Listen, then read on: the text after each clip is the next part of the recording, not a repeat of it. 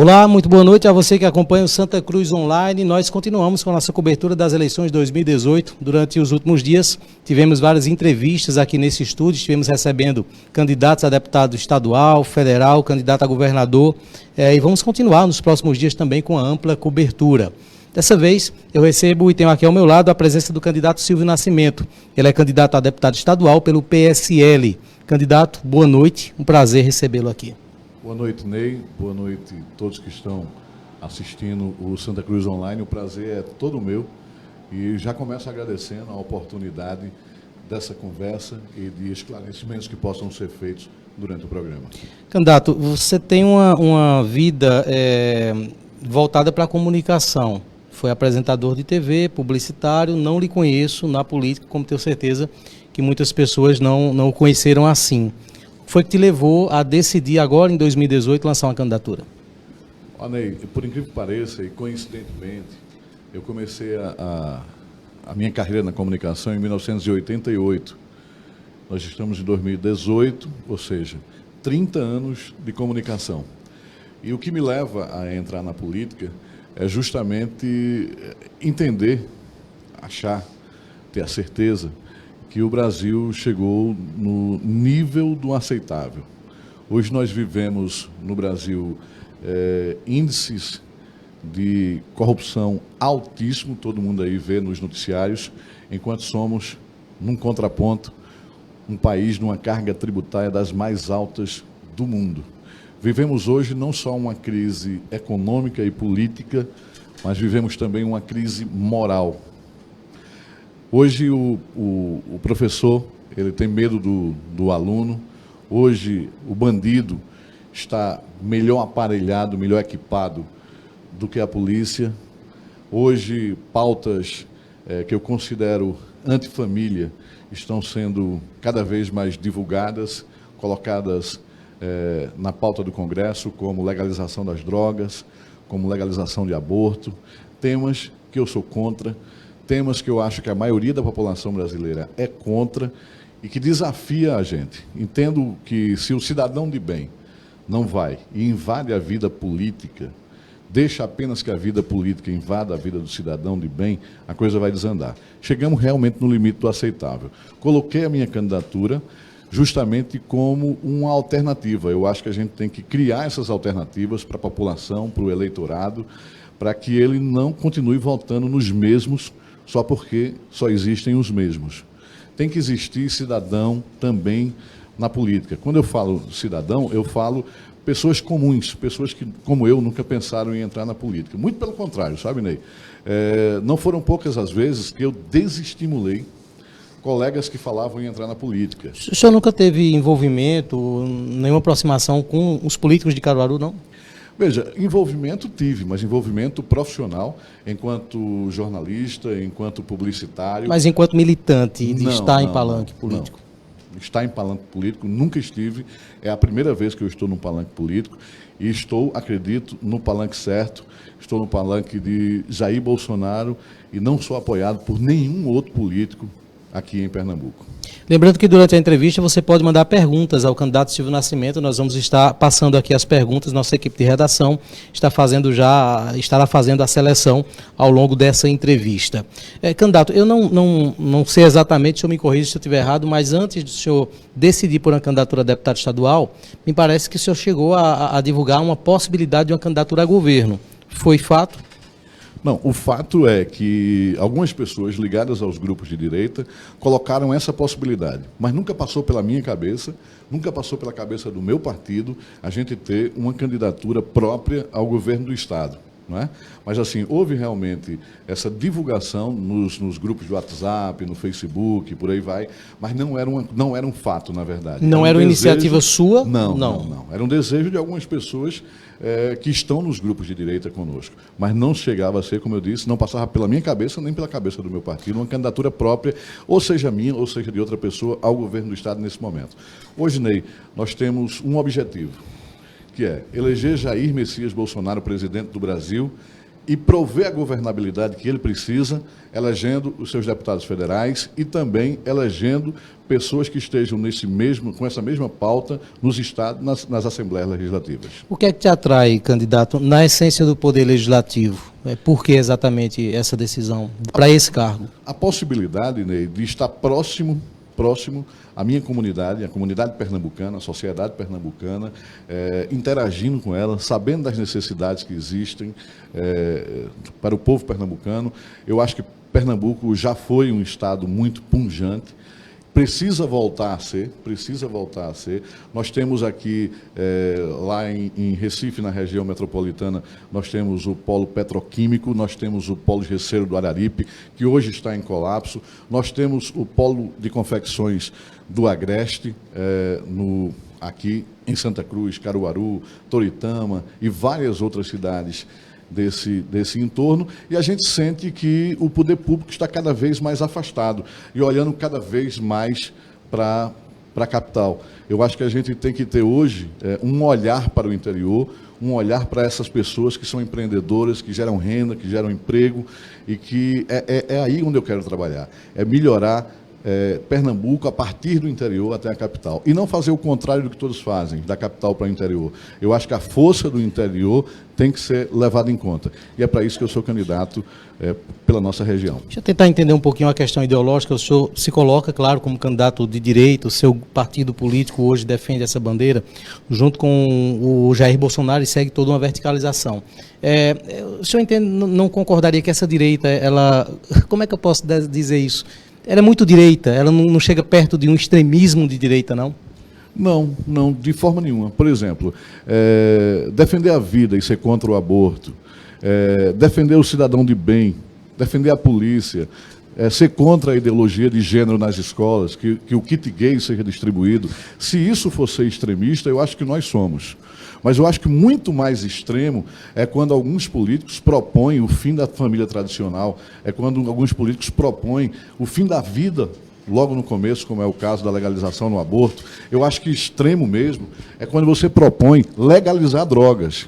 Quando você propõe que a maconha seja comprada como quem compra no supermercado. Isso aí sim, eu acho que é extremismo. O que nós defendemos mesmo nesse momento são pautas que valorizam a família e também, claro, os valores cristãos, que, na verdade, somos cristãos de 95% da população brasileira. O senhor defende, claro, a candidatura do Jair Bolsonaro, é a grande bandeira do PSL no estado de Pernambuco hoje e do Brasil. O senhor se espelharia, caso seja eleito, na trajetória de Jair Bolsonaro, enquanto parlamentar também, caso o senhor ocupe uma vaga na Alep? Eu acho que o Jair Me refiro à trajetória parlamentar de Jair Bolsonaro. Eu acho que o Jair Bolsonaro, na verdade, ele é um exemplo para qualquer pessoa que tenta entrar na vida pública, como é um exemplo para mim. Para você ter uma ideia, a pessoa que está há 26 anos na vida pública e não existe contra ele nenhum processo por corrupção, nenhum processo por improbidade, ou seja, é uma pessoa honesta. E hoje, quando você fala é político, feito eu, a primeira vez que eu coloquei no meu Facebook que eu estava me propondo a uma candidatura, e coloquei a foto, eu e Jair Bolsonaro, um desinformado chegou lá e colocou assim, 2 ladrões. Primeiro, o Jair Bolsonaro, repito, não tem nenhum processo por corrupção, roubo, improbidade. Segundo, o cidadão não me conhecia e nunca fui candidato a absolutamente nada. E a pessoa já olha assim e diz 2 ladrões. Por aí você tira como é que está a imagem dos políticos brasileiros. Tu está entendendo, Ney? Então, assim, seguir o modelo Jair Bolsonaro, para mim, é motivo de honra e orgulho. Agora, quando eu pergunto, candidato, em seguir não a ideologia, mas a trajetória, se espelhar no mandato parlamentar de Jair Bolsonaro, porque há muitas críticas em relação a isso. O senhor já deve ter sido confrontado com essas questões, por exemplo, de que nesses 26 anos de vida pública e vida pública parlamentar, o Jair Bolsonaro aprovou apenas 2 projetos. É nesses aspectos que eu me refiro. Não seria uma má, como é que eu posso dizer, uma má referência parlamentar esse mandato de Jair Bolsonaro, ou essa soma dos mandatos? Não, de jeito nenhum, de jeito nenhum. Um dos projetos que foi aprovado, desse aí que você falou, Jair apresentou mais de 500 projetos. Um dos projetos desse que foi apresentado foi o do voto impresso. E nada mais se pede lisura na apuração das eleições de 2018. Foi aprovado, infelizmente não vai ser colocado em prática, para você ver como muitas vezes você aprovar um projeto não é tão produtivo. Gostaríamos muito, muito de ter o voto impresso nas eleições de 2018. E aí só dizer para as pessoas que às vezes confundem e acham que o voto impresso a gente vai voltar a colocar uma cédulazinha com o nome das pessoas, não é nada disso, né? É a comprovação do voto impresso, você vota como já vota hoje, só que vai existir realmente uma urna lá, que o voto, um papelzinho, vai aparecer o nome de quem você votou, você confere e esse papel cai na urna, ninguém tem acesso. É só para uma questão futura, de uma futura apuração, caso se desconfie de alguma fraude. Então, esse é um projeto de Jair Bolsonaro. Mas, Ney, veja... Mas não dava para o deputado ter aprovado mais, não? Deixa eu te dizer uma coisa, mais importante até, muitas vezes, né? Mais importante do que aprovar um projeto, do que um projeto próprio, é aprovar um projeto de um colega. E é negar o voto a um projeto que seja contra os princípios de um político.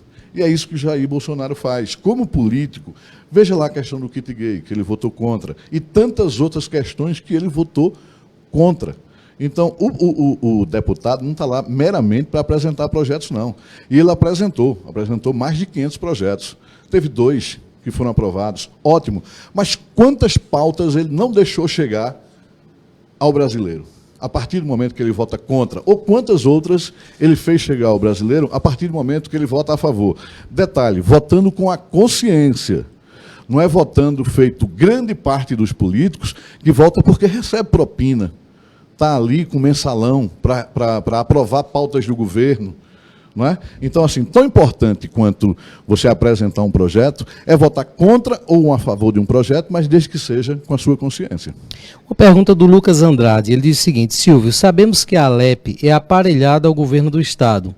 Existe algum caminho com projetos que dê mais espaços às necessidades do povo pernambucano? Acho que quando ele fala aparelhado ao governo do Estado, ele se refere aos despachos da Assembleia Legislativa que são favoráveis ou encaminhados pelo governo do Estado. Talvez ele se refira, Ney, à questão de, por exemplo, digamos aqui, se por acaso eu estou na Alep, mas não sou do mesmo partido ou da mesma coligação, ou não estou alinhado com o governo do Estado, se a gente não fica travado como deputado. Não sei se realmente o Lucas queria falar sobre isso. Mas se for sobre isso, aí é bom dizer e é bom esclarecer a população que todo deputado pernambucano tem uma verba lá de 1.300.000, 1.400.000, que é uma verba obrigatória, que é uma verba dele, que ele pode destinar para os projetos, para as cidades que ele achar melhor.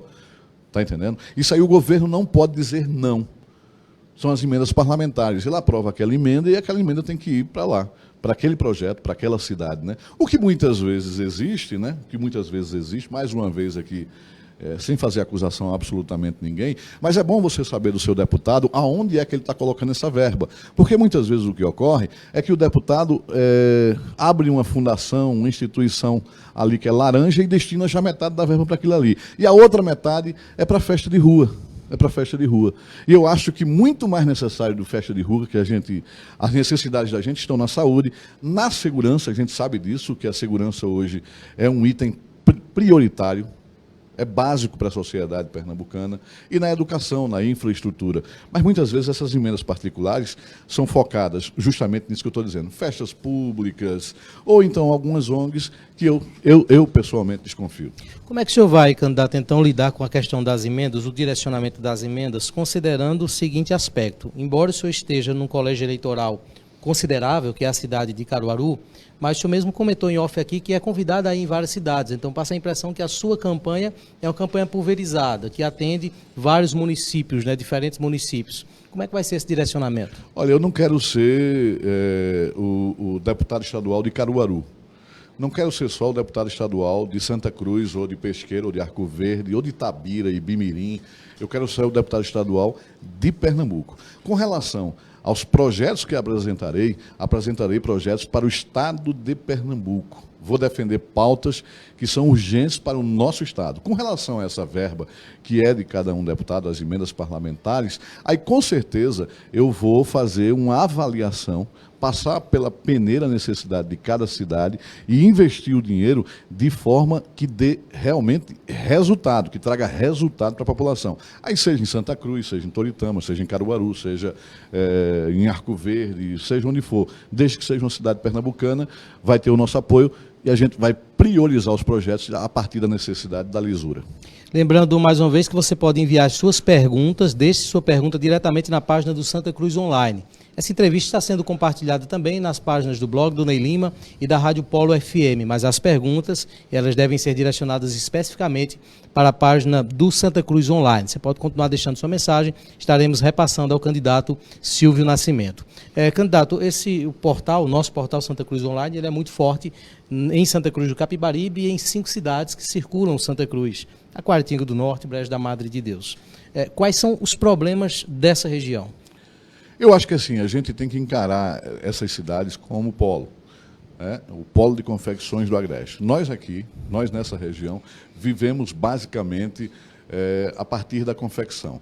Eu sempre digo isso e sempre defendi isso como jornalista mesmo, como cidadão mesmo, eu sempre defendi isso. Se por acaso você tira a confecção dessa região, você vai ter uma sociedade em colapso. Então, os projetos estarão voltados muito para a questão do desenvolvimento do polo de confecções. Por exemplo, eu diria, a questão da segurança. A gente tem que ter segurança na BR, porque, Ney, é inadmissível que uma região como a nossa, geradora de emprego, pagadora de impostos, e a gente tem assaltos próximo aqui, em todo o circuito da confecção. Então, uma das coisas que a gente pensa é a gente ter postos avançados da polícia nas cidades, entre uma cidade e outra, do polo de confecções do Agreste. Quando eu falo aí de segurança, eu estou também falando sobre a questão da economia. Quando eu falo em questão da infraestrutura, eu acho um absurdo, e não só eu, acho que todos vocês acham um absurdo, que a BR-104 está aí há 10 anos sendo duplicada. Nós temos vários deputados aqui da região. E aí eu pergunto, por que não cobraram? Por que não foram? Por que não insistiram? Porque alguns até cobraram. Mas por que não insistiram? Por que não foram a público exigir do governo do Estado que essa BR fosse duplicada? 10 anos para duplicar um trecho mínimo como esse. E vale dizer também, sabe, Ney, que muitas vezes as prioridades passam muito longe das necessidades do povo. Deixa eu falar aqui sobre Caruaru, ali, um olhar que eu tenho sobre a BR-104 em Caruaru. Primeiro que eu acho que a BR não deveria ter cortado a cidade ao meio. Ou seja, é um muro de Berlim ali, dividindo Caruaru em duas.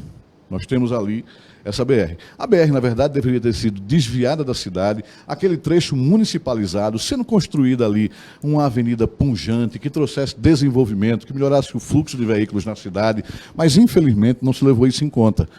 Para você ter uma ideia, Ney, num trecho curto de 2 quilômetros, ali entre a Rua Preta e a Avenida Camilo Magalhães, nós temos 4 viadutos. 4 viadutos. Será que você que está assistindo a gente sabe quanto custa um viaduto? Ney, custa milhões de reais. Custa milhões de reais. E eu te pergunto também, quantas passarelas nós temos nos trechos urbanos da BR-104? Nenhuma. Passarela é muito barato. Passarela quase ninguém vê. O que não se leva em conta é que as pessoas estão ali atravessando a BR e arriscando a própria vida. Entendeu, Ney? Então, tem que existir esse olhar, um olhar normal, de cidadão, não de político profissional, não de uma pessoa que está ali só visando voto. Perguntar a questão mais cultural dessa região, que, a grosso modo, pode não ter tanta importância, mas na prática a gente sabe que tem. Entre Santa Cruz do Capibaribe e Caruaru há um certo bairrismo. As pessoas de Santa Cruz do Capibaribe sentem-se incomodadas, por exemplo, com a contemplação de Caruaru em faculdades, hospitais regionais e grandes obras. Não que não mereça, mas enquanto isso ocorre, esse lado do Agreste ele é muito desabastecido. Aqui não tem, por exemplo, uma unidade de saúde do Estado. Sendo eleito em 2019, a partir de 2019, o que é que pode ser feito para mudar essa situação? Ney, eu acho que é falta de esforço mesmo dos atuais parlamentares. Eles podiam se esforçar mais. Aí eu te faço uma pergunta. Quantos deputados estaduais Caruaru tem? Quantos deputados estaduais Santa Cruz tem? Entendeu? Então, acho que falta vontade mesmo de chegar lá, de cobrar, sabe, de exigir, como eu disse, colocar a boca no trombone, entendeu? Mas assim, a questão do bairrismo vai existir sempre, entre Caruaru e Santa Cruz, entre Campina Grande e João Pessoa, e por aí vai, né? Assim, até uma questão de população, digamos, né? Se bem que os políticos tradicionais não enxergam necessidade da população, enxergam número de votos. Então, muitas vezes, eles dizem assim, tem mais voto em Caruaru, vou fazer alguma coisa em Caruaru que dá mais visibilidade. E é isso que a gente pretende mudar. Como é que o senhor vai fazer, candidato, para convencer a população que o senhor é diferente? Pergunto isso porque o senhor é de Caruaru, o senhor está vindo em Santa Cruz agora, no período eleitoral, deve ter vindo outras vezes, mas está vindo agora, nesse período eleitoral. Eu vim nesse período eleitoral, eu vim antes do período eleitoral, eu conheço Santa Cruz desde a minha formação acadêmica, que é Direito, porque foi aqui em Santa Cruz que eu fiz o meu primeiro júri como advogado. Foi aqui em Santa Cruz que eu fiz o segundo júri como advogado. Aqui em Santa Cruz, a minha empresa, que é a agência de publicidade do Moda Center, desde a sua inauguração, passamos um período fora, voltamos, estamos de novo aí, há 4 anos sendo agência de publicidade de Santa Cruz. Atendemos grandes empresas aqui em Santa Cruz, então conheço a cidade, vivo a cidade, respiro a cidade. Temos colaboradores nossos trabalhando aqui em Santa Cruz. Então, conheço não só Santa Cruz, mas conheço o polo de confecções do Agreste e sei das suas necessidades. Como eu disse antes, eu sou daqui. Eu sou nascido em Recife, moro há 40 anos, 45 anos aqui na nossa região. Vivo e respiro o polo de confecções do Agreste. Acho que se a gente perde a confecção, se ela não for valorizada, e se o comércio, o mercado começar a minguar, nós entraremos com a sociedade em colapso. Uma pergunta do Clécio José, acredito que já está no contexto que a gente está comentando. Silvio, qual a sua prioridade para o Agreste, principalmente para o polo de confecções? Aí ele fala em prioridade. É justo, a prioridade seria justamente infraestrutura. Eu não entendo que governo nenhum tenha que gerar emprego. Quem tem que gerar emprego é empreendedor. Os governos, seja municipal, estadual, federal, o que eles têm que criar é infraestrutura para prover o empreendedor, e aí sim o empreendedor gerar emprego. A gente vê aí que quando o governo se mete a gerar emprego, cria um estatal que fica dando prejuízo e bancada pelo meu bolso, pelo seu bolso, pelo bolso de quem está assistindo. Então, assim, o que a gente vai fazer hoje aqui, a partir de 2019, é criar infraestrutura para que você, pequeno produtor, possa escoar a sua produção, possa trazer mais compradores, não só para Santa Cruz, mas para todo o polo de confecções do Agreste. Tentar entender um pouco, candidato, a conjuntura política que o senhor está.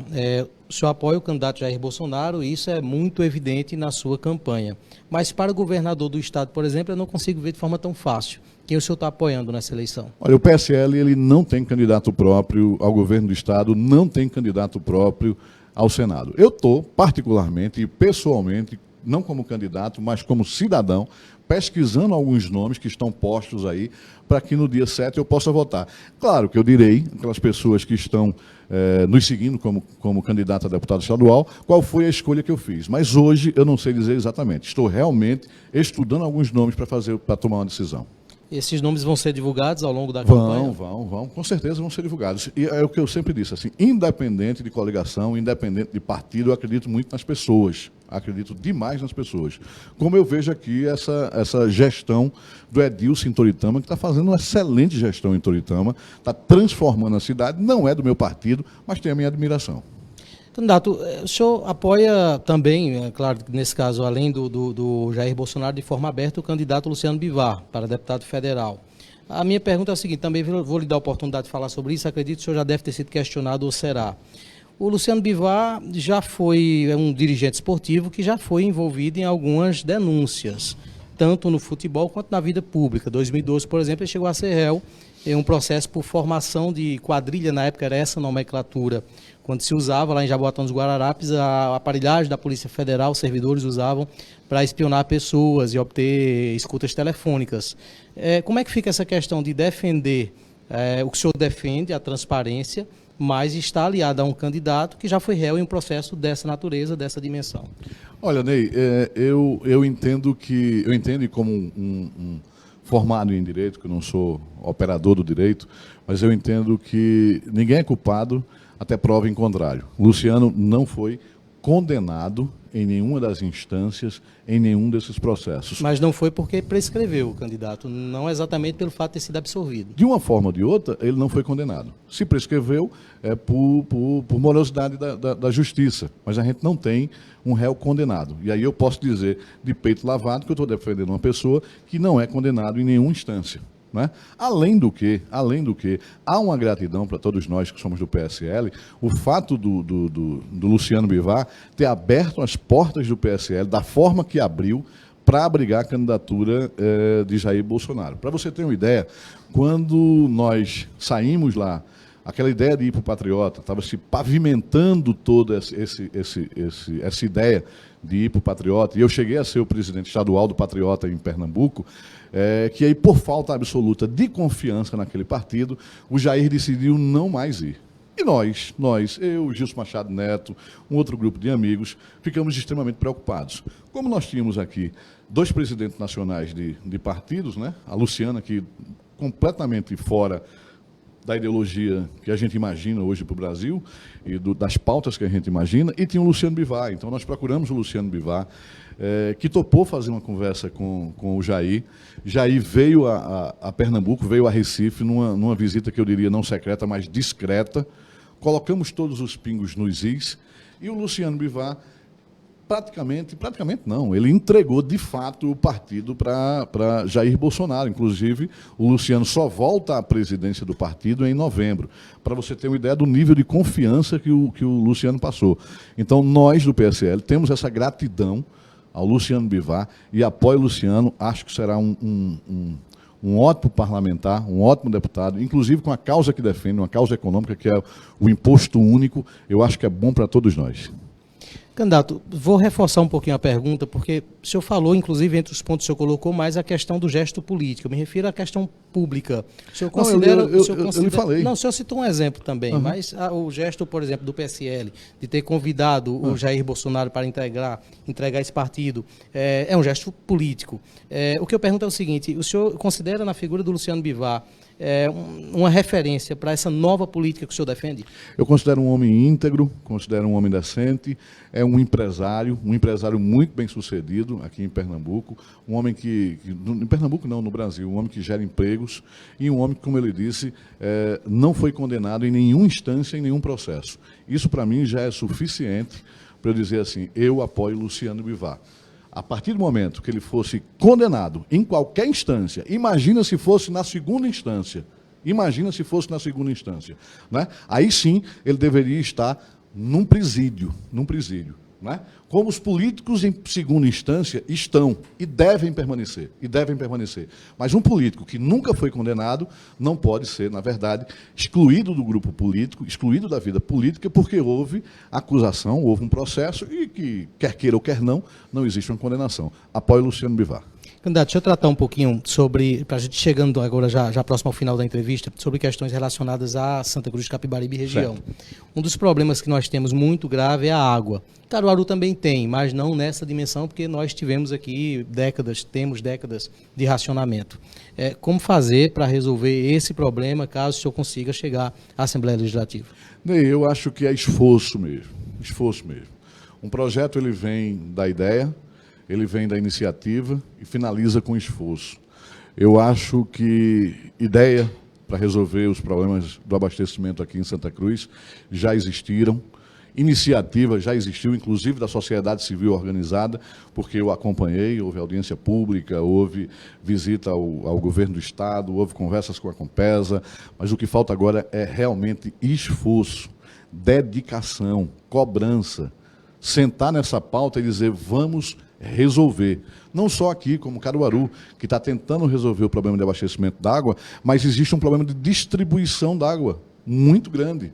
A tubulação da cidade já não aguenta mais. Ou seja, mesmo com todos os mananciais cheios, Caruaru vai ter racionamento. Aí eu pergunto: Santa Cruz e os políticos de Santa Cruz, em todas as esferas, estão preocupados também com o sistema de distribuição d'água em Santa Cruz? Quando a gente resolver o problema do abastecimento, quando a gente tiver manancial suficiente para abastecer a cidade, sem cortes, sem interrupções, a nossa tubulação vai aguentar? É isso que se precisa pensar. Precisa pensar um pouquinho na frente. Agora, precisa de muito esforço para que isso aconteça. Candidato, muito obrigado pela sua participação aqui no Santa Cruz Online. Nós estamos chegando ao finalzinho do tempo, o senhor tem inclusive outros compromissos aqui na cidade. Agradeço muito a sua participação, ter vindo aqui no nosso estúdio. Lhe deixo com tempo para que o senhor fale à população de toda essa região. Aproveite que várias pessoas estão acompanhando agora. Ney, muito obrigado. Primeiro pelo espaço que nos foi aberto aqui.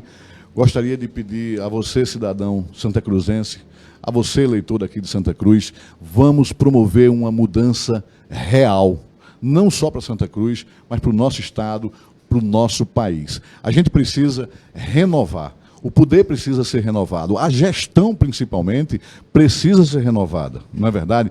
Toritama está dando um grande exemplo aí para a gente de como a renovação pode ser benéfica. Então, faço um apelo aqui a vocês.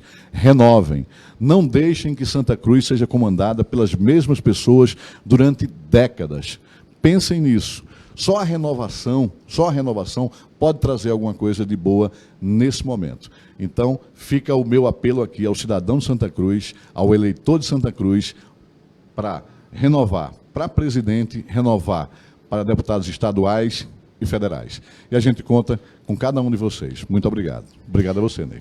A você, então, o nosso muito obrigado pela audiência, pelos acessos. Compartilhe essa entrevista e faça com que mais pessoas possam assistir esse conteúdo. Outras entrevistas como essa nós vamos ter ao longo dos próximos dias, durante esse período eleitoral. Ney Lima, direto do estúdio do Santa Cruz Online.